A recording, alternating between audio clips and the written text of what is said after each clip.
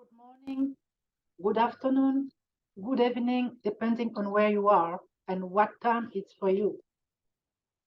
Thank you all for joining us today and welcome to all our speakers and special guests.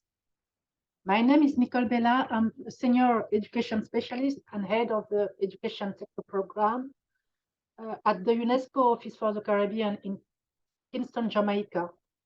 I will be with you moderating the presentation for this webinar. Before we start, please note that live interpretation in Spanish is provided for the whole duration of this webinar for participants who need it in order to fully follow our discussion, so please do not hesitate to use it. We are gathering here today in a context where the effects of climate change are no longer isolated emergencies, but have become the new global norm. In 2022 alone, about 33 million people were displaced globally due to natural disasters, and this number keeps increasing.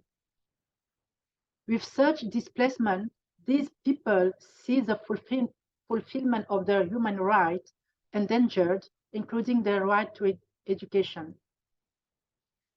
Climate change affects all regions of the world, but the region of Central America and the Caribbean is particularly vulnerable to it due to its socio-economic characteristics and geographic location. Therefore, in line with its mandate, this webinar takes place in the wake of a regional report that UNESCO has published and which investigates the impact of climate change and climate displacement on the right to education in this region. I will now like to give the floor to Mr. Alejandro Vera, education specialist and head of the Education Monitoring and Planning Unit at the UNESCO Regional Office for the Latin America and the Caribbean in Santiago, Chile, to provide his opening remarks. Dear Alejandro, the floor is yours. Thank you, Nicole. It's a real pleasure for me to be here. Welcome you all to this webinar. As Nicole has said, I am representing the UNESCO Regional Office for Education for Latin America and the Caribbean, our UNESCO Santiago office. So on behalf of it, I am delighted to participate in this collective effort, which we initiated in 2021. Of course, I want to extend my gratitude to our dedicated teams in the Kingston, Havana, and Guatemala field offices, whose invaluable contribution and expertise have played a significant role in developing the 5 country case studies we are presenting today. I also want to express my gratitude, my appreciation to the author of this report, Andrea Furnaro and David Note. I want to say that despite the emerging nature of the topics in our region, these authors have undertaken the challenging task of gathering evidence to shed light on the impact of climate change on displacement and its effects on education. The consequences of climate change displacement are undeniably real in Latin America and the Caribbean. However, it is essential to note that displaced individuals often do not explicitly attribute climate change as the sole reason for their migratory processes. Economic factors tend to be cited more frequently as their motivation for migration, often due to the hardships and deprivation caused by natural disasters. This presents a significant challenge when studying and addressing this type of movement. Compounding the complexity is the impact of climate change on the right to education, which poses further hurdles. It is evident from the evidence we have gathered that not only does school infrastructure suffer the brunt of climate disaster, but the entire education system is profoundly affected. Sadly, the right to education for displaced individuals remains far from guaranteed. In an effort to overcome the barrier faced by climate change displaced individuals within our education system, this report has developed policy recommendations applicable to all countries in the Latin American and the Caribbean region. I invite you all to review this recommendation and consider how you can contribute from your roles to their implementation. Everyone has something to do with that. Our shared purpose is to foster more resilient education systems that can effectively address the hazard faced by displaced individuals. Throughout this webinar, we aim to delve deeper into these critical issues, exploring the intersection of climate change, displacement, and education. We hope that together we can better understand the challenges at hand and work toward finding sustainable solutions that ensure the right to education for all, especially those affected by displacement. Thank you again for joining us today, and I look forward to an insightful and productive discussion. Thank you very much. Thank you.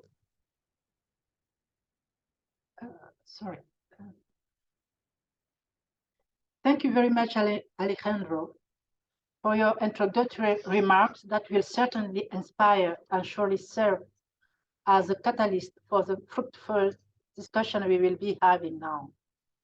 But before hearing our first speaker, let me briefly introduce the meeting agenda.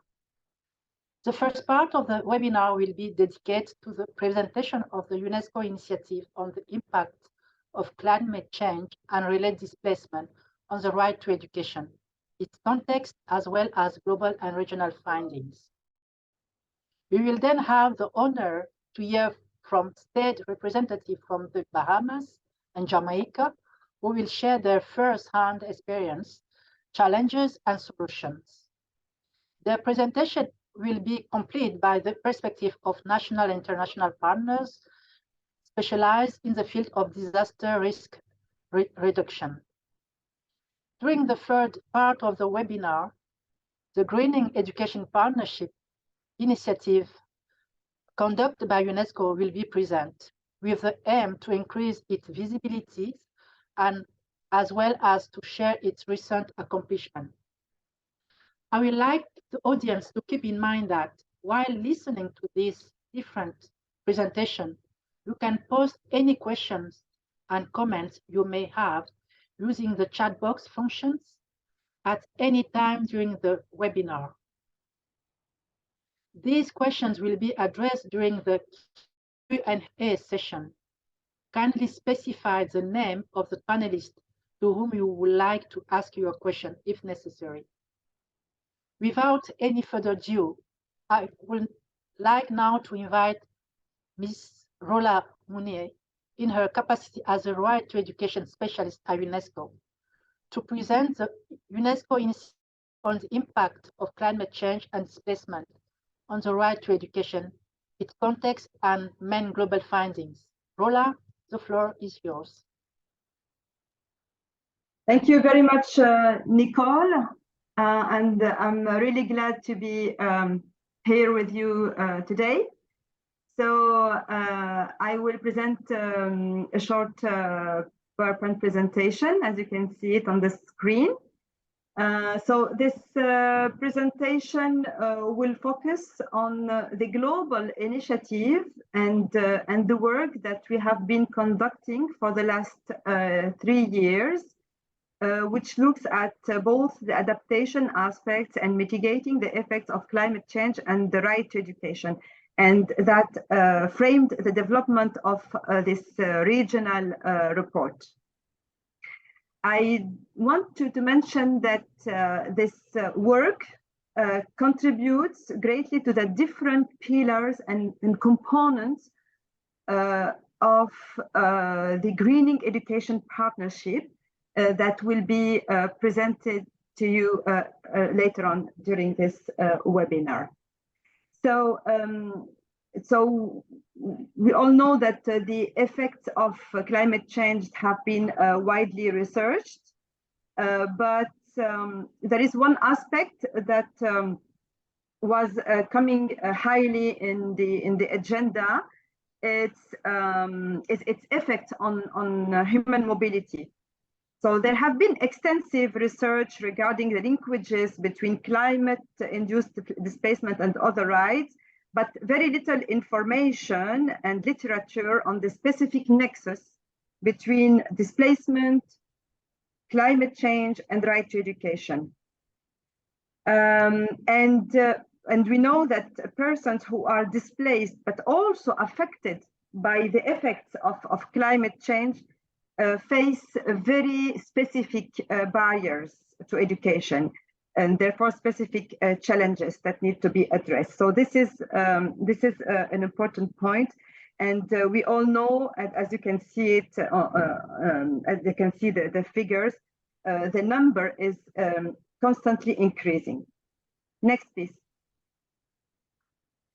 So it is in this context, in this overall context, that UNESCO decided to launch a very specific initiative to investigate and address the barriers to education posed by climate displacement, taking into account the policy implication.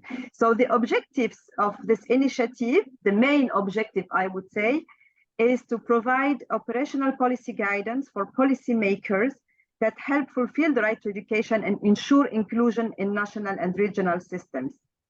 Next, please. So the initiative involves three main milestones.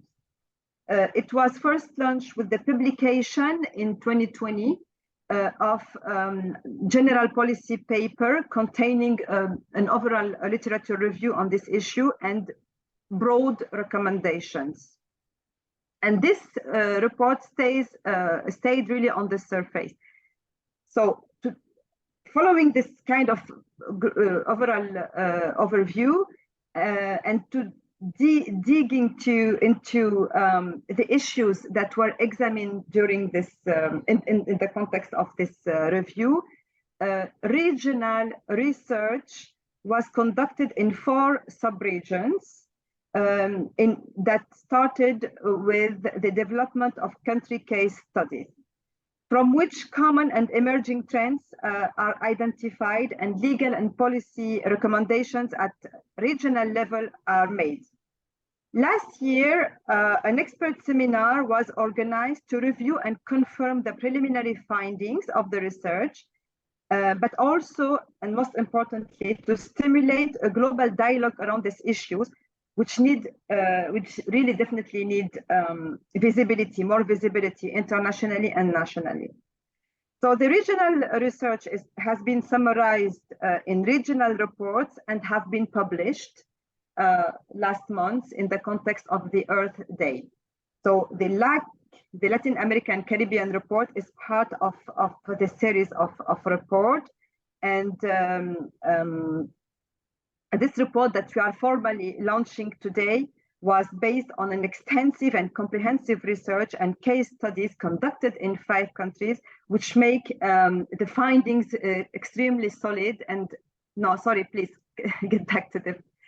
Sorry, I will say next. Okay, make this findings solid and recommendations. I would say action oriented.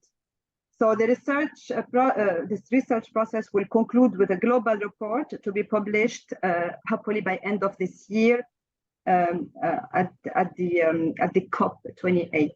So the purpose of this regional synthesis report is basically to gather empirical data on the barriers to education, identify patterns of climate displacement in the different contexts, and as I was mentioning, develop tailored regional based operational policy recommendation for the different scenarios.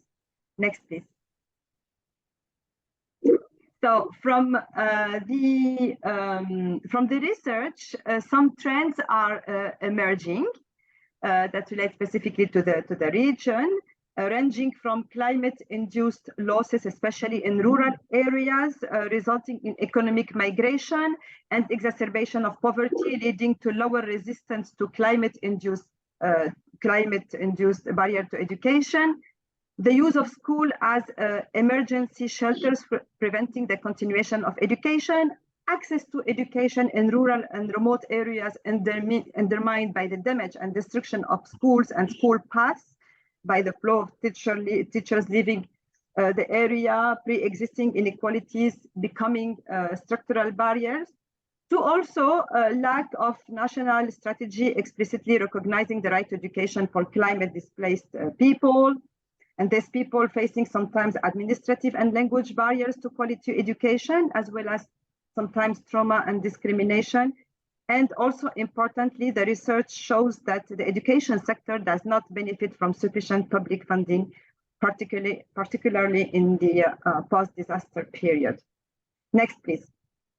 So based on this report and other regions' report, a global synthesis report will be released by end of this year, containing policy recommendations for the international community and for all the countries, and also tailored practices and guidance.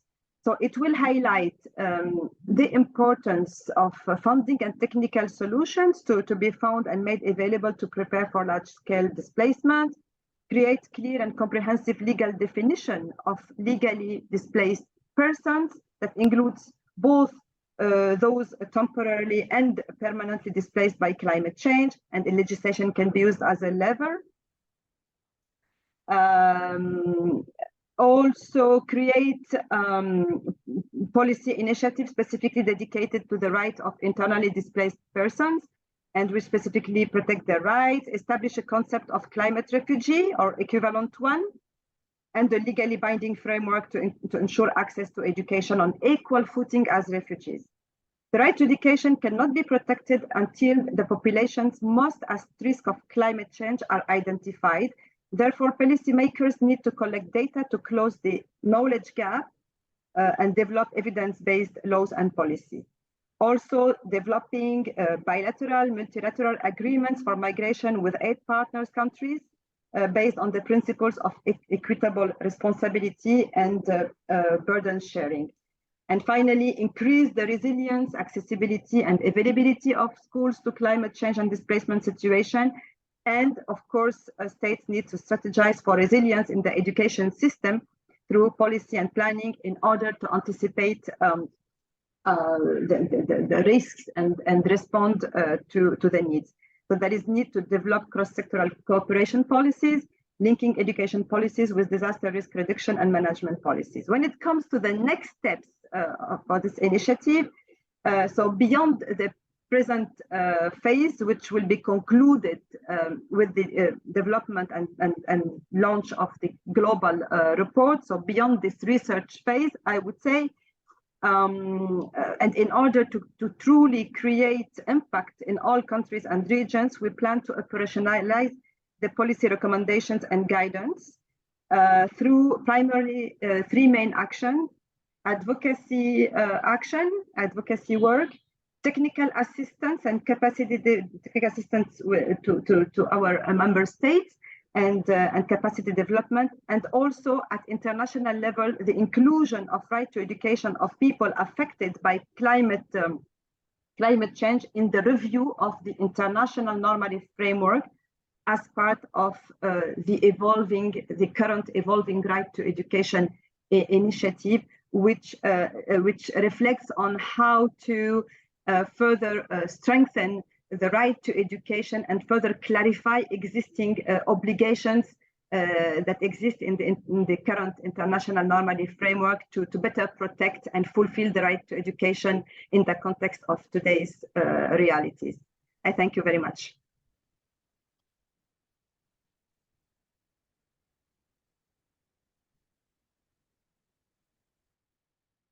Thank you very much, Rola. Thank you really for this for your presentation of this groundbreaking work that is being undertaken by UNESCO.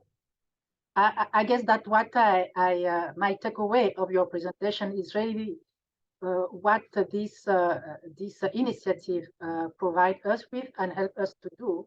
It's really to provide and to bridge the knowledge gap on this issue, but also to provide evidence, data and evidence for a better policy making, because often the displacement globally is often understood in terms of internal displaced people due to war, international across borders, but also within countries. But what this initiative also help us see is that it's really the real need to pay attention to those who are affected by climate change. As I said before, climate change, it's really our new global norm. It's a new global norm. So it's really important to have a look at the extent to which it also impacts on the right to education of those who are affected. We will now have the pleasure to hear from the two authors of the regional synthesis report that was produced as part of these initiatives, which focus on Central America and the Caribbean region. They will be presenting their work as well as the main findings of this regional report. Let's begin with the presentation by Mr. Andrea Brunaro, independent researcher and co-author of the report, who work has focused on Guatemala, Cuba, and Dominican Republic. Andrea, the floor is yours. Thank you very much for the introduction and for having me here. So I participated in the development of 3 out of the 5 case studies conducted in the region, specifically focusing on Cuba, Guatemala, and the Dominican Republic. And in this very short presentation, I would like to highlight a few key lessons from these 3 countries. The first lesson is that understanding the impacts of climate displacement on the right to education requires considering different types of displacement. We analyzed 6 types, with some being more prevalent in certain countries compared with others. And we learned that differentiating these types is not just an analytical exercise, but that actually the differences matter when thinking about the right to education for climate displaced people. We also learned that currently these countries are facing several challenges to effectively protect the right to education for climate displaced people. These challenges include issues such as a lack of teachers' capacity to address the specific needs of these groups, particularly in countries such as in Guatemala and the Dominican Republic, financial constraints and additional costs associated with climate displacement, even in contexts where public education is provided free of charge. Additionally, we found that many times support measures for climate displaced population are often short-term and implemented immediately after extreme weather events, but there is often a lack of official and continuous support mechanisms. Another challenge is discrimination and violence against these groups. We found that in these countries, migrants, for example, from Haiti, indigenous communities in Guatemala, women and economic migrants are particularly at risk. Insufficient public funding in the education sector, especially after disasters, and the absence of tailored policies for climate displaced people create additional challenges. We also identified a lack of participatory mechanisms that would enable climate displaced persons to contribute to the design and implementation of educational policies. And other many challenges include language barriers, especially for indigenous communities in Guatemala and from migrants from Haiti, teachers shortages, especially in remote areas, lack of coordination to reassign students and teachers after extreme weather events, lack of legal documentation, for example, affecting especially international displaced students, issues with recognizing degrees, certificates, and knowledge. Another important problem is low digitalization of academic records, which affects internally displaced students, especially lack of institutional coordination, and finally, safety issues. And on a more positive note, we also identified some interesting initiatives that can inform policy ideas in different contexts. For example, some policies in Cuba see climate displacement as a mechanism of adaptation that can improve the lives of at-risk population rather than only as a coping mechanism, which we believe is an interesting, useful approach to reduce stigmatization and empower these populations. In Guatemala, for example, they have implemented an interesting program that offers free formal and technical education to prevent irregular migration to the United States, and support also returning adolescents through skill development.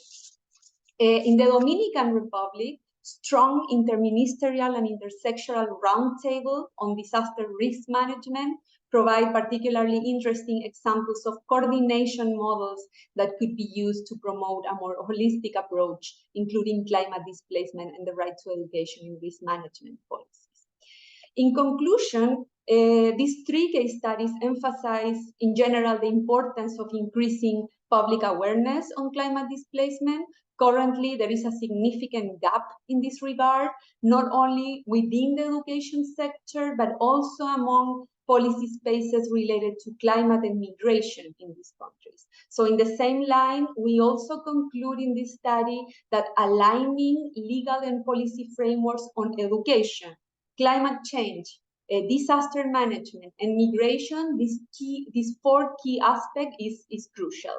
And lastly, in these studies, we highlight that making the right to education a priority in climate change and displacement policies and incorporating climate displacement into educational curricula are essential steps towards ensuring that the rights of climate displaced persons are safeguarded. Thank you very much. Thank you very much, Andrea, for sharing this important and relevant finding and perspective.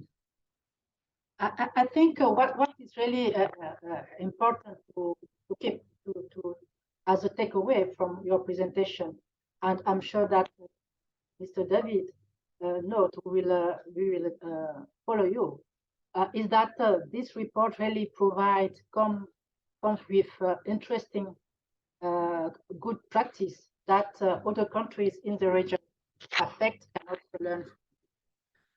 So let's now hear from Mr. Holt, also co-author of this regional report, and who has previously an independent researcher and now is consultant for UNESCO. His work focused particularly on Jamaica and the Bahamas. Thank you, David. The floor is yours. Thank you. Yes, good morning, good afternoon, everyone. Can you please confirm that you can hear me and see the slides? Yeah, we can hear you and we can see the slide. Excellent, thank you so much. So yes, so first of all, greetings from UNESCO headquarters in Paris. Of course, I must begin my presentation by quoting the Prime Minister of Barbados, who is today in Paris, co-hosting the Summit for a New Global Financing Pact. And just this morning, as she made opening remarks for the summit, she told to the audience, "Should I stay here discussing these important issues with you on financing, or should I head back to Barbados right now as my island is being threatened by a tropical storm?" So no, that's showing the leadership we have in the Caribbean when it comes to building resilience and responding to recurring disasters. The case studies covered the Bahamas and Jamaica. We know that all nations across the Caribbean are being impacted deeply on a frequent basis by major cyclones and by major hurricanes and tropical storms and other types of disasters. And so education, the education sector is always much impacted, and with so many examples of displacement of students and education being disrupted, and of course the destruction and damage to educational infrastructure. So of course we covered Bahamas and Jamaica. We could have covered as well others, such as Commonwealth of Dominica, for instance. And of course, Bahamas and Jamaica was quite interesting because in the light of what was already presented by Rola and by Andrea a few minutes ago, these two case studies were quite, let's say, contrasted with very different context while sharing some common points of being Caribbean seeds. So yeah, so on the Bahamas case studies, just a few points which of course are developed in the case study, as you know, which was written almost 2 years ago. So much has happened since then. Is that of course everybody today is still associating the Bahamas with the impacts of Hurricane Dorian, which had massive consequences on the education sector. But just to keep in mind that the archipelago, the Bahamas, has been over the past 10 years affected by a series of extreme weather events whose impacts are accumulating, and it's not easy for education sectors to recover when every year or every 2 years you have a major event affecting some of the islands or the entire country. Yeah. So here there's just a bit of data on the different events which have impacted the Bahamas since 2015. So yeah, so on this next and this other map, here you can see one example as we looked at the typology of displacement and the type of what type of displacement we are referring to. So there is the case of Ragged Islands, where the entire population was displaced following Hurricane Irma in 2017. And it's only at the time where we were interviewing officials from the Bahamas when we were preparing the study, you know, that there were talks about reopening the primary school on the island and bringing back the student population. So we can really see how a concrete example of population being displaced, but also schools being closed and displaced as a result of a major disaster. And of course, we know that the context in the Bahamas is much more complex than only hurricanes. Now we have dramatic changes in the composition of the population, now with rapid urbanization, with populations moving from island to the other islands. And of course, the question here, which is highlighted, is can we link these demographic evolutions in the Bahamas to climate vulnerability? And what does it mean for the education sector when students keep moving from one island to the other? Of course, we have extreme weather events, but we also have the slow onset impacts of climate change, such as sea level rise. Here we can just see one example, the example of Eleuthera Island, where, of course, it's very exposed to sea level rise, with many schools which are constructed by the seashore and will be very exposed to sea level rise. Yeah. So just to show the complexity, and of course at the top of the slide, of course, as mentioned by Andrea, in the context she covered, in the Bahamas, of course, we have a major issue, which is the presence of the Haitian population of Haitian descent, who, as we know, were the most vulnerable and the most exposed by Hurricane Dorian on Abaco Island. Many of them being trapped and not able to leave Abaco. For those who left, they didn't have papers to reside in Bahamas. So it makes it very complex, very complicated, of course, for education to remain inclusive when some minorities are facing these challenges. And of course, in Jamaica, it's a very different case. Of course, we cannot really associate Jamaica with a specific hurricane which has hard hit the island. But at the same time, we know that so many extreme weather events, including hurricanes and tropical storms, have impacted year after year Jamaica in different ways, often in the forms of major floods, which are forcing population displacement, often short-term, families staying for a few days, few weeks in shelters, and of course the shelters are often schools, which is of course disrupting education. We also have cases of trapped populations in flooded areas, where for some time basic services, including education, were on halt, interrupted because of lack of access due to floods. So here you again have a list of different events which have affected Jamaica over the years, for the past 20 years. And just to flag, of course, as mentioned by Andrea, the cost of disasters, climate disasters on education, and the challenge to adapt, to adjust, to retrofit schools, because there is no budget to cover this extra cost caused by disasters. So that's of course a major challenge shared by all seeds, including Jamaica. And a bit like the Bahamas, no, the context is of course very complex as well in Jamaica, where for a number of reasons, no, we have this rural urban drift, with rural population going to Kingston, and of course where this issue of squatter settlement, where we have the most exposed, most vulnerable populations living in areas which are at risk of being flooded and so forth, and of course where to locate schools when these populations are living in places which are exposed to hazards.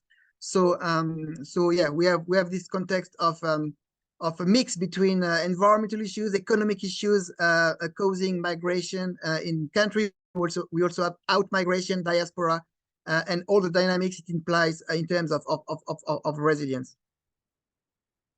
Like for the Bahamas, we also of course have the slow onset impacts of climate change and the issue of environmental degradation, which is let's say mutually reinforcing with climate change impacts. When you have deforestation and so forth, that increases the risk of floods and so forth, and displacement. Yes, so I will just try to conclude because of time. Just a few observations.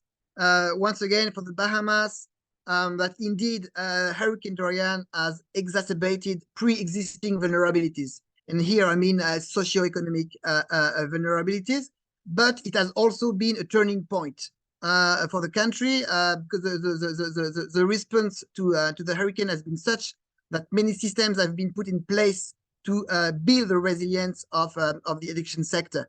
Just to give the example of the establishment of a new education management information system, EMIS, in the Bahamas, which now allows the Ministry of Education to track the location of students when they are displaced by a disaster. It's not attached, data is not attached to a specific school, but it's being digitalized, which makes it easier to support and track students when they are displaced in the aftermath of disasters.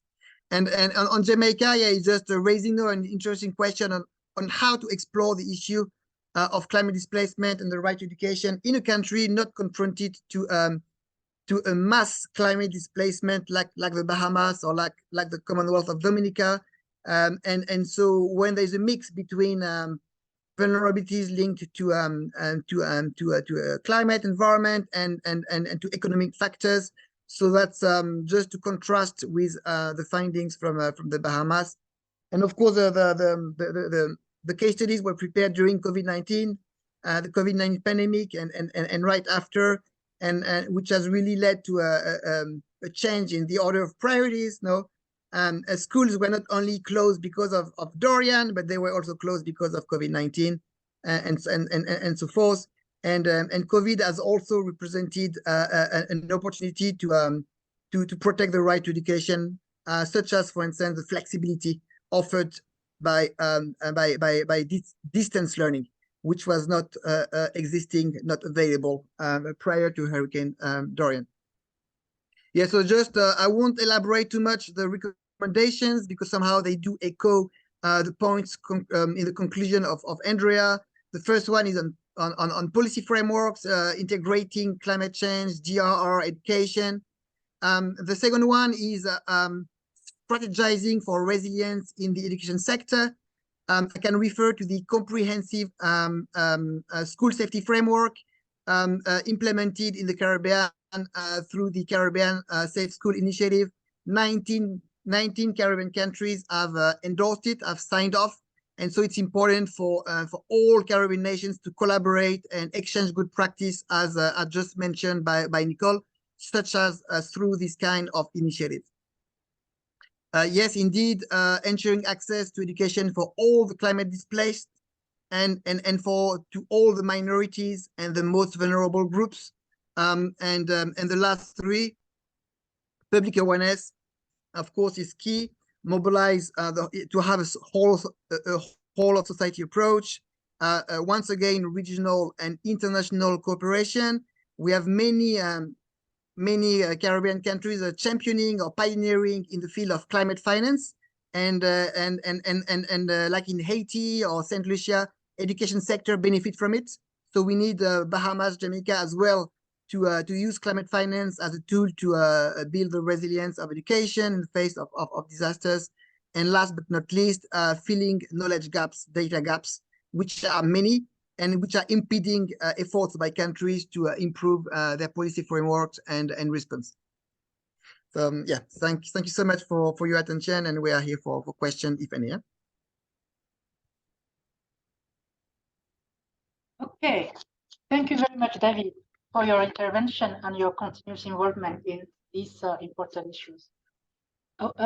You really present us two quite contrasted situations, but yet they are all complex. So you also stress the fact that, meaning the challenges that climate change really pose on inclusion, as those who are already vulnerable are also those who are most affected. Hence, the need for legislation to really ensure that those who are already vulnerable are not further left behind. We will now have the honor of hearing from representative of the two case studies you have just presented, representative of the Bahamas and Jamaica. We will share how their national education system have been confronted with the growing impact of climate change and population displacement, what challenges they have been faced, and what solutions and measures have been implemented. I would like to first give the floor to Ms. Dominique Roussel, District Superintendent from the Bahamas Ministry of Education. Ms. Roussel, the floor is yours. A pleasant good morning to all. Okay, wait till she, excellent. And so I'm looking at, well, I'm from the Bahamas, as you know. We are an archipelagic nation, a little over 400,000 people, 700 islands and keys, and 30 of them are inhabited. Slide 2, please. And so looking at the trends, this is our archipelago. And as David would have said already, in October, we had Hurricane Joaquin, and that affected our archipelago, especially in the South Central. Joaquin left 200 million in damages across the Bahamas. We had in 2016 Hurricane Matthew that struck the southeastern Bahamas, and that affected Grand Bahama, and the total damage was approximately 580 million. In 2017, we had Hurricane Irma, and that affected our islands like Mayaguana and Acklins. The damages were in the amount of 635 million. And of course, everyone has heard about Hurricane Dorian, which affected Abaco and Grand Bahama in the north. And the estimated cost was 717 million in economic losses. And so you can see that, climate change certainly is a major threat for educational opportunities in the Bahamas. Slide 3. In fact, if you look at the storms, they have become stronger, deadlier, and certainly more costly. This is Central Abaco Primary, which had major damages, and it had to be rebuilt. And of course, we had support from our partners across the Caribbean and other jurisdictions. The next slide is Cooperstown Primary, also in the northern part of Abaco, saw major damages and it had to be repaired. The next slide. This was the largest high school in Abaco, and it was completely decimated. We had to bus children in this area, those who did not evacuate the island. We had to bus them to the southern part of the island. And we had challenges of lack of electricity, lack of curriculum resources, lack of devices, lack of internet access for those children. It was quite erratic in terms of students being able to get on our virtual platform, which we would have instituted from earlier in 2018 in preparation for students who lived in rural areas and who could not access some of our programs because of the lack of resources. So we had the virtual platform before Hurricane Dorian, thank God, and we were able to utilize the services, but we still had challenges, like I said, of connectivity. Next slide, please. Treasure Key Primary, for example, was a school in the north that we did not open. It was situated on very low-lying area and was prone to flooding. And so instead of repairing the school, we actually bused the students to Cooperstown Primary, and we are in the process of creating or building a classroom block to ensure that the students who were displaced at this school have access to quality educational opportunities. And so you can see students who live in this area have been displaced out of this area, at least for their education, and we bus them. Next slide. And so the four major impacts on education for us was, first and foremost, mental health. Our students and our team members both experienced mental health issues, and so we sought to promote the well-being of students and staff through consistent communication, and we provided training and support, psychosocial support. In fact, psychosocial support is still ongoing because students and staff are still experiencing the effects of Hurricane Dorian. When there's a squall of rain, we get calls, and so we have actually provided support. Education resilience, we have sought to provide for the continuity of education for students using high, low, and no-tech solutions. And the reason for that is because of the lack of connectivity. We have to ensure that we have digital repositories of curated educational material so that even if students do not have access to the internet, they still can download before the electricity goes out and obtain those resources. Displacement, we have sought to improve attendance through consistent monitoring, through counseling, and through intentional engagement. And then, of course, we are still dealing with learning gaps, and we are applying proven strategies to mitigate the learning gaps, the knowledge gaps, the skills gaps, the social gaps, the environmental gaps that we would have seen as a result of Hurricane Dorian, and of course, as a result of the pandemic. Next slide. And so what are we doing? We are seeking to mitigate, and of course, we're seeking to adapt through policy development and laws, seeking to protect our environment. We're also seeking to decrease our carbon footprint through education and support for local farmers. We have increased sustainability practices. We support, small local producers so that we have sustainable practices. We have also sought to increase the use of renewable energies and create more resilience in education. And so we're seeking to adapt because we are in a hurricane belt 6 months out of the year.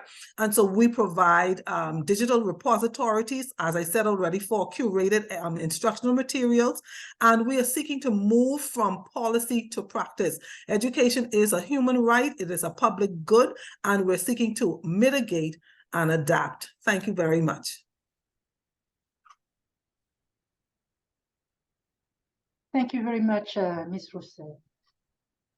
Thank you really for your presence and your insightful presentation, specifically highlighting how the various natural hazards have been impacting the Bahamas education systems and the different measures your country have been putting in place to cope with the climate change effect, including on student mental health. There are two words that I kept from your presentation that really illustrate the kind of policies you are putting in place. It's really mitigation and adaptation. I would now like to give the floor to Mr. Richard Troop, Acting Director of Safety and Security in Schools from the Jamaica Ministry of Education and Youth. Mr. Troop, the floor is yours. Good morning to you and good morning, colleagues. I have a presentation, but I will share it after this conference. So let me go straight into the presentation. So this conference is so very important because as we speak, some of our Caribbean neighbors are under a tropical storm warning and a tropical storm watch. We're also mindful that we are already getting reports that there are two other disturbances that will be tracked. It is speaking to the fact that, climate change, the region is extremely vulnerable to climate change impact because it is unprecedented that at this time of the year, we would be seeing this level of activity. The region is known to be seeing this in the months of August and September, and now we're in June, and this is what we're seeing. Certainly appreciated the case study that was done in Jamaica for many reasons. David, in the case study, would have indicated that, in terms of country context, Jamaica is one of the most exposed countries in the world to multiple climate hazards, with over 96% of the country's GDP and population at risk from 2 or more hazards. That tourism and agriculture sector dominates the Jamaican economy and are extremely sensitive to climate impact. And for us, we included the fact that Jamaica informal sector accounts for roughly 40% of the country's economic activities. And so, for example, when we had the COVID-19 pandemic and stay at home was one of the policies, significant number of Jamaicans were significantly impacted by this reality because their economic livelihood opportunities required them to be on the road hustling every day. The study also referenced the cost of education as a result of the extreme weather events. And so David would have referenced in 2008, Tropical Storm Gustav would have cost the education sector over 200.1 million Jamaican dollars. In 2010, Tropical Storm Nicole, 1,097 million Jamaican dollars. 2004, Hurricane Ivan, 806.9 million Jamaican dollars. And Hurricane Dean, 727.9 million dollars. In addition to our vulnerability to the extreme weather patterns and situation, the country is also facing the slow onset impact of climate change. As a child, I used to go a lot to the Elsha Beach in St. Catherine. The Elsha Beach is no more because of rising sea levels. This, of course, had significant impact on source of economic livelihood activities for those who would utilize that space, for the housing, informal housing settlement that would have been there. Those persons have been displaced, and persons, members of families who are children who attend schools would be impacted by that reality because of the impact on their financial base and the inability to go to school. The region Jamaica is also impacted significantly by drought, the frequency of drought, and the duration of drought. And all of these are attributed to climate change. So in terms of the challenges we face, certainly, as in the case with all the countries in the region, internal displacement as a result of the weather events, as schools in Jamaica are still the primary source of shelters. And so if schools are being used for shelters for a prolonged period, it impacts on students, the continuity of delivery of education within these spaces, and also trapped population, because we do have several sections of our country, several districts, several parishes that have the tendency to be cut away from everybody else because of where those particular communities are located and the vulnerability that they are exposed to with the weather pattern. And I reference Port Royal in particular. Now, another challenge would be, again, that the poor being the most vulnerable to climate change impact, especially the poor in rural parishes and in densely populated urban and informal settlements. The vulnerable groups would include children, women, and older persons, and they are even vulnerable when they are in shelters, and we're mindful of that reality.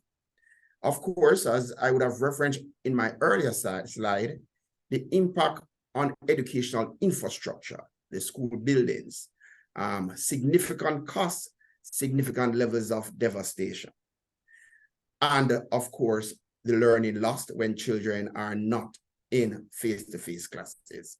Now, the COVID-19 pandemic would have provided significant learning opportunity for Jamaica and for education system, and represent important pillars on which to build and to sustain as we brace ourselves to treat with the potential weather conditions that might be impacting our nation in this hurricane season and beyond.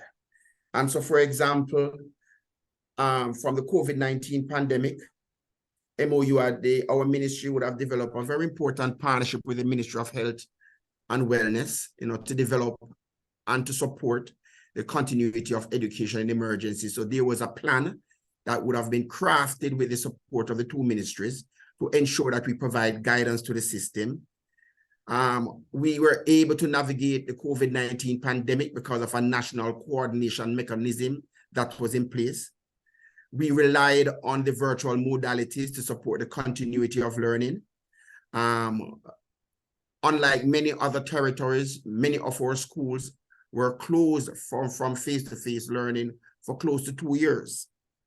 And we relied on the modality, the virtual modality, to support the continuity of learning.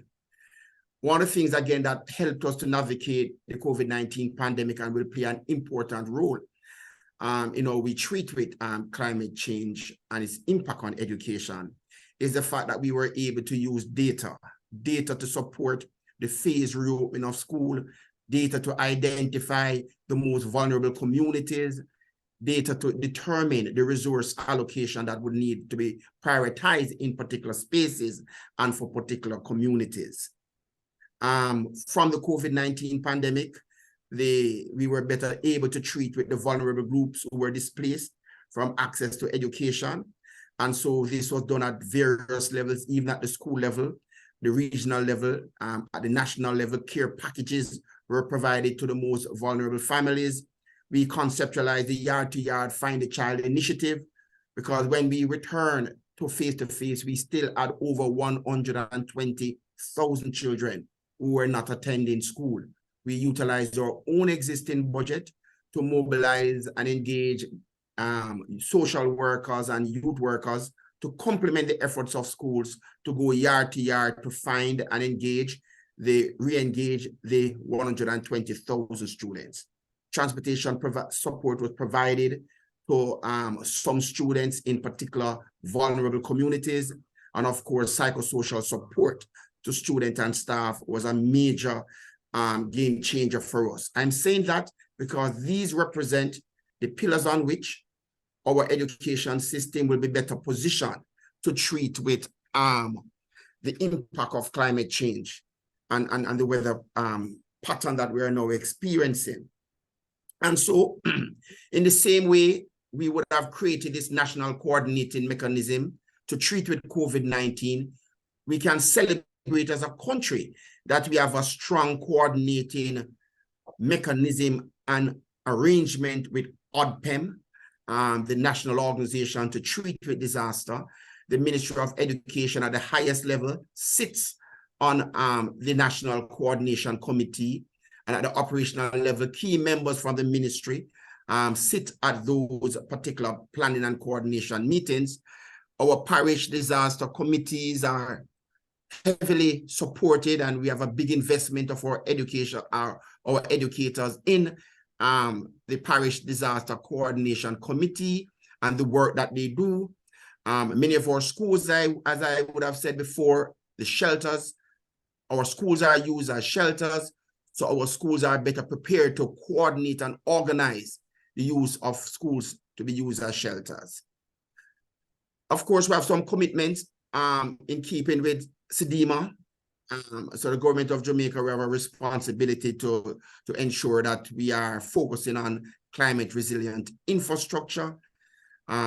We are focusing a lot on disaster risk management, and we are investing a lot in awareness raising and curricular change. And an example of how better organized we are because of the COVID-19 pandemic. Last year, during the hurricane season, there was a potential threat to our nation, and the Ministry of Education responded differently against other years in the past. So, for example, schools were allowed to close early, especially those schools that were used as shelter, to prepare for the school to be used as shelter. Schools were closed early so that educators and students and their families could better prepare for what might be the eventuality of this impending weather condition. Those were things that we were able to do differently. As referenced in the study, the Caribbean Safe School Initiative is a declaration that the Ministry of Education and Jamaica had signed on to because of our commitment to the Safe School Initiative, Caribbean Safe School Initiative. We are currently revising our Safe School policy, our national Safe School policy. And we, in the consultation phase, we recognize that we did not do enough justice to speak to climate change issues and disaster risk management issues. And so now we are working with ODPEM to ensure that the requisite and adequate focus is reflected in this national safe school policy that we're working on. The study would have identified a number of recommendations, and these recommendations, I will not go through them 7, but they are very instructive to the Ministry of Education as we seek to do further deep dive in the document itself, the study report, and the recommendations. For us, what are some of the critical next steps as I close? Yeah, sorry, Mr. Troop. Yeah, please, if you can wrap up. Yes, the report has already shared. This report, your report has been shared with the ministry's Planning and Development Unit. We are already speaking to its contents and its implications. We will be committed to do further deep dive, and we are committed to develop and strengthen our education-specific plan of action in consultation with key partners, including ODPEM and UNESCO moving forward. So this is my presentation, colleagues. Thank you. Thank you very much, Mr. Troop, for sharing the experience of Jamaica. I think what really we learned from your presentation, I think, so far we have been discussing of the impact of climate change on education, including on the extent to which this can lead to destruction of schools. But in Jamaica, schools are used in case of natural hazard as shelters, and this can also impact on the continuity of learning. So I think this kind of different perspective really interesting as we are really addressing this issue. You also mentioned the need for partnership to have an important intersectoral approach. This is precisely what we will be now hearing from our next speakers, Mr. Jer Torres, Project Management Officer at the United Nations Office for Disaster Risk Reduction. Because I think from perspective how see this report also impact their work. Mr. Torres, the floor is. Thank you very much, Nicole. It's a pleasure for me to be here today and really to share this presentation and this panel with such a high-level representatives from the countries, and also to really align what David and Andrea has presented in the framework of this report, which I find very convenient and very timely, because we need to start really discussing about these issues that are really important for the education sector, such as what will happen related to climate change and how climate change will impact not on society, but also how this impact on the society will impact different sectors, including the education sector. So I will share my presentation. Just give me a minute, please. So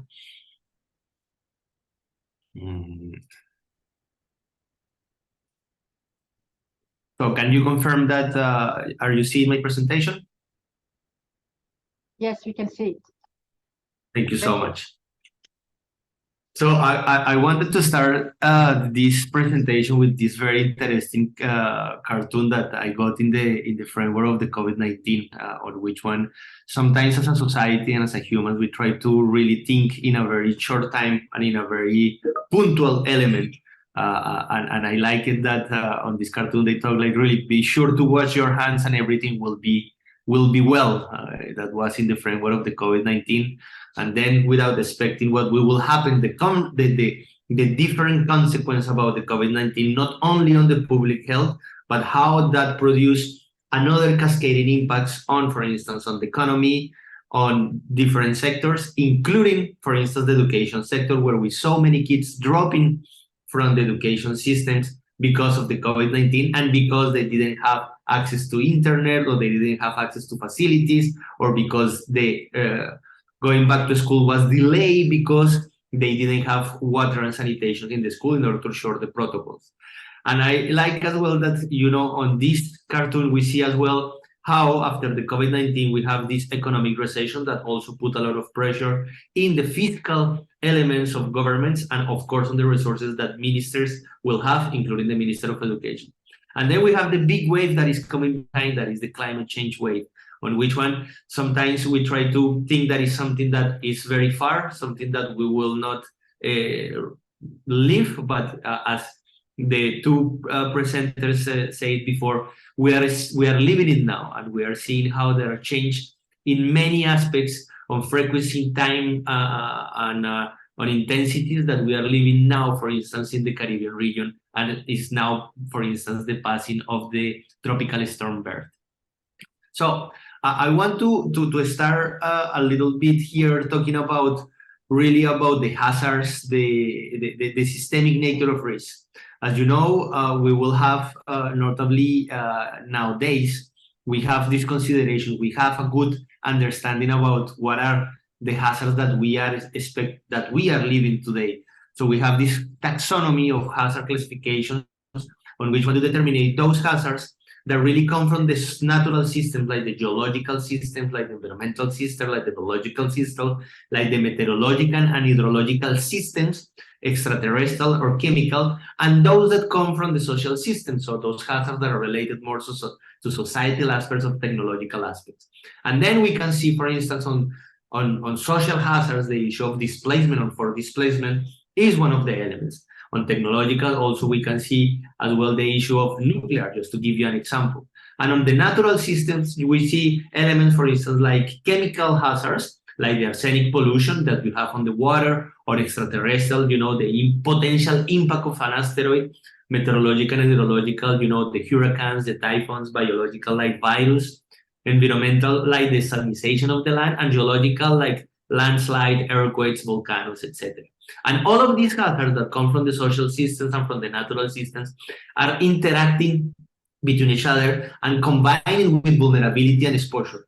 The exposure that we have to those particular hazards, and depending the physical and social vulnerability, this is what, in a way, the combination of these hazards plus vulnerability plus exposure and sometimes lack of capacity is what really create disaster risk. But all of this, is the way how we have seen disaster risk in many years. But we are realizing nowadays that all of this interaction between the social system and the natural system, and the way how we are really interacting with the natural systems as humans and as a societies is really making some denaturing of hazards. So we see, for instance, how with the interaction of individuals, we are passing, for instance, climate change. That is what the topic of today, how, we are influencing in a way about the natural processes on the hydrological cycle or the meteorological cycle that are increasing the different elements that we are seeing here. Geological, for instance, with the use of new technologies like the fracking, we are seeing new seismicity in areas that normally we didn't have before. So we are seeing how this interaction between the social and natural systems create cascading and compounding effects that are really putting ourselves and our society in a higher exposure to this, to different and multiple hazards and multiple shocks.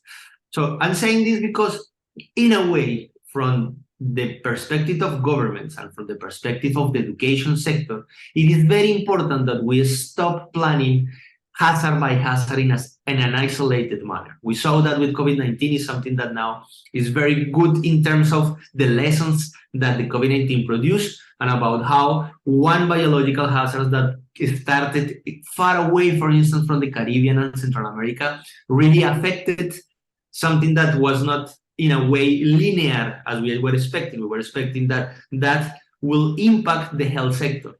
It impacted, but through the health sector impacted, for instance, the tourist sector in the Caribbean, on which one the Caribbean is very dependent, but also impacted the education sector, as we have seen, and as it has been presented very nicely by my previous presenters. So the climate change will make that really events will be changing in a way that we have not seen before, that we have not present before.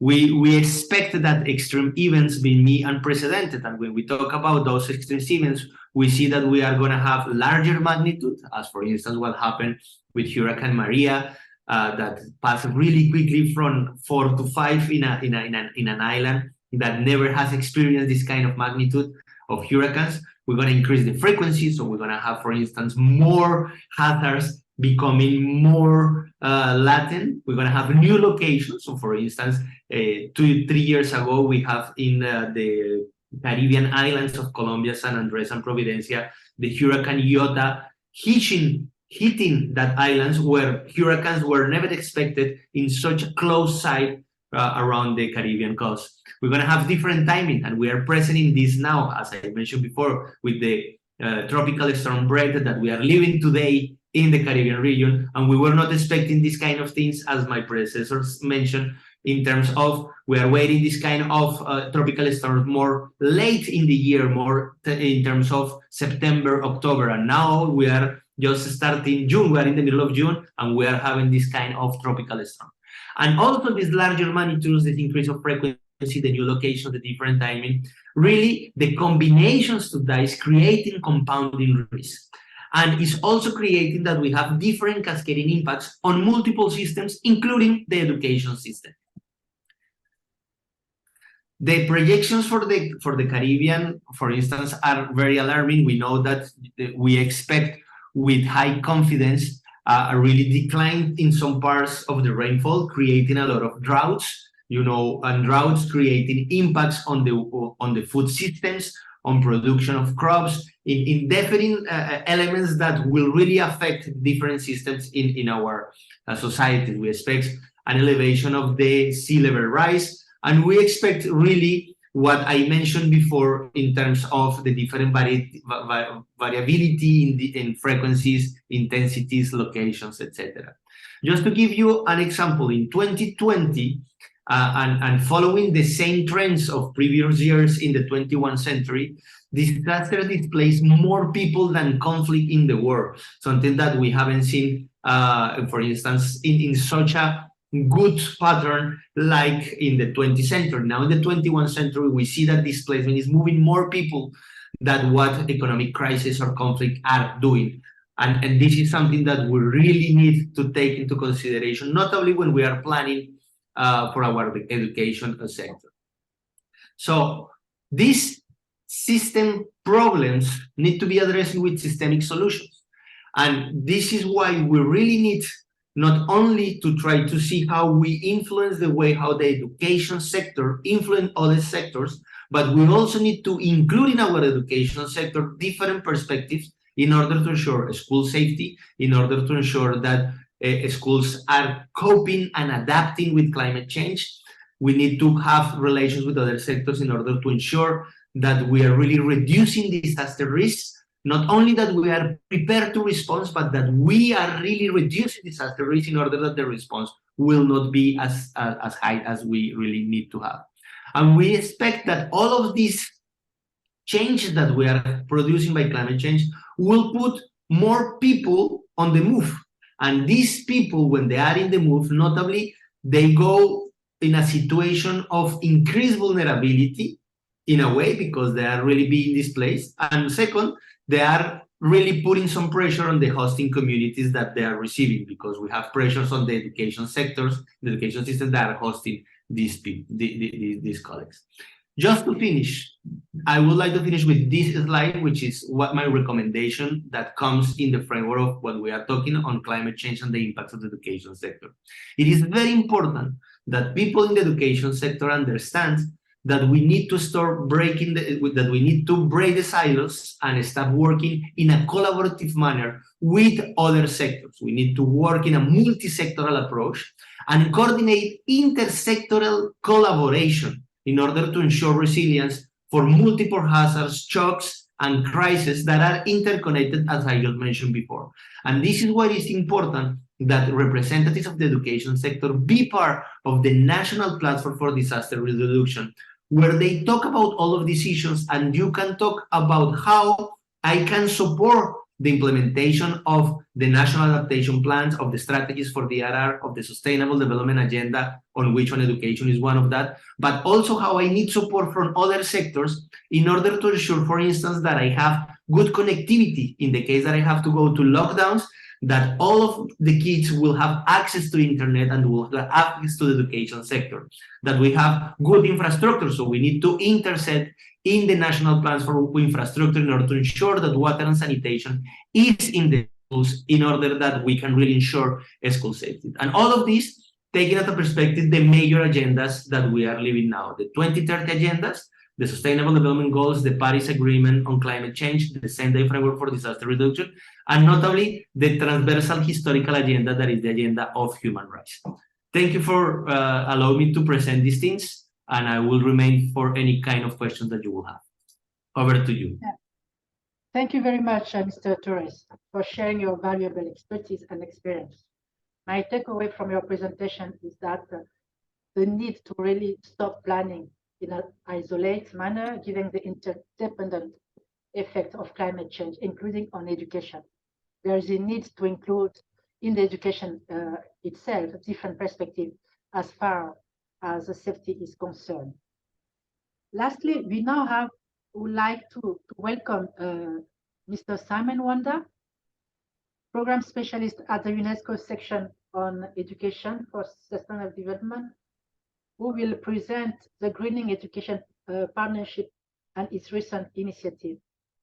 I think we are all conscious that we are really running out of time. So, Mr. Wanda, the floor is yours, but please try to make your presentation short and to go to the essential, as we will need to really end at in few minutes. So and for those of you participants who have a burning question, please ask them in the chat box. And if we don't have time to answer to your question now, we will come back to you with response. Mr. Simon Wanda, the floor is yours. Thank you. Thank you very much. And yes, I'll take a very short time, 3 minutes or less. I'll just go to the essentials. My name is Simon Wanda. I'm a program specialist in the section for Education for Sustainable Development, which is also the Secretariat of the Greening Education Partnership. And in this presentation, I will just highlight the recent updates about the Greening Education Partnership. So the Greening Education Partnership, as those who know, is a global initiative that aims to deliver strong, coordinated, and comprehensive collaboration on climate change education for our collective accountability. So countries and organizations are encouraged to join the Greening Education Partnership and express interest in at least one of the 4 action areas, that is greening schools, greening curriculum, greening teacher training and education systems capacities, and greening communities.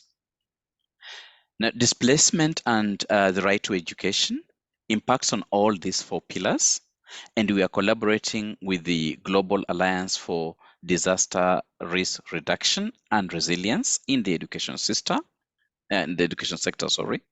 which in short is GADRES, which has also joined the partnership. So in terms of as where we stand today, so far we have over 700 organizations and 70 countries that have joined this hugely important network, and this number continues to grow, and we see a great window of opportunity for greening education. And already there are 10 countries from the region, from the Central America and Caribbean region, that have joined the partnership. And I'll put the countries in the chat and also share this presentation. Importantly, is that 70% of the governments who have joined the partnership say that they plan to update the curriculum in the next 3 years to include climate change, and 87% of them to update teacher training, and that more than 80% of the countries that are interested in working on more than 3 out of the 4 pillars of action, with greening curriculum and greening schools being the most important or popular area of work. So we cannot lose this moment. I will skip this slide. It's basically some of the work that we do is around networking, around global standard setting, and around this is about, we are developing a curriculum guidance around, what are the key learning objectives that need to be part of the curriculum in terms of climate change education, and a green school quality standard, which will provide member states or countries with a minimum quality standard for green schools. And of course, we have country level implementation and monitoring progress and research. Then quickly, in 1 minute, I'll just talk about some of the key upcoming events. So the first one, and this is my last slide, is we have a member states meeting, which is coming up on 3rd of July. And also we are setting up an advisory group, which is made up of member states and key stakeholder organizations, including young people. That's also going to be meeting on 5th of July. And each of these pillars has a working group, and we already met in April. The next working group meeting is slotted for between 10th and 21st of July. And there is an open call for proposals on around COP28 on the Greening Education Pavilion, the very first education pavilion in the UAE. And there is a multi partners trust fund co-creation meeting, which is a fund, a UN fund for green education, which is going to be happening in New York on 21st and to 22nd September along the sidelines of the SDG Summit. Thank you very much and look forward to collaborating. Thank you. Thank you very much, Simon, for I'm sorry, so we just you had to just rush. I think the time has now come for us to conclude this webinar. So in doing so, I will now like to give the floor to Mr. Guanchol Chang, Chief of Education Section, Chief of UNESCO Section of Education Policies, for his closing remarks. Mr. Chang, yes, the floor is yours. Thank you, Nicole Bella. I hope that you can hear me. So I'd like to thank you all for joining our discussion today, and for your engagement on protecting and fulfilling the right to education in the context of the climate disruptions. We didn't have much time for discussion, but I believe we had rich and inspiring reflection. Some of the main takeaways from this presentation and reflection may include the effect of climate change on longer isolated emergencies, but have unfortunately become the new global norm. This is true in the region, but also globally. For instance, in 2022, only around 33 million people were internally displaced because of the effects of climate change. All regions of the world are affected by the effects of this climate change, but some regions are particularly vulnerable to it due to pre-existing vulnerabilities. And we know that displacement related to climate change or natural disasters create exceptional vulnerabilities. And as it has been highlighted in the presentations, in Central America and the Caribbean region, we see climate change and related displacement have exacerbated existing inequalities in education and barriers to education, particularly affecting already vulnerable population. It has also provoked the loss of livelihoods and of many families, creating increasing poverty and therefore leading to a lack of financial resources to cover the cost of education. Climate-affected students in this region encounter additional barriers to education, including administrative barriers, lack of documentation, residency requirements, language barriers, and also trauma and discrimination, to name just a few. Today's presentation and reflections are extremely valuable in inspiring in a further discussion and ways of future actions.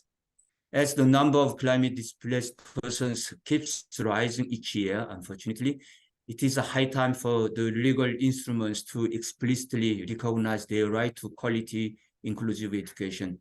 This is precisely what is being addressed by the initiative, UNESCO initiative on the evolving right to education, alongside other revisions that are being explored, such as strengthening the rights to inclusion and lifelong learning, expanding provision of ECCE, higher education, and digital education, and also incorporating right to mother tongue instruction that are also expected to have positive impacts for climate change displaced populations.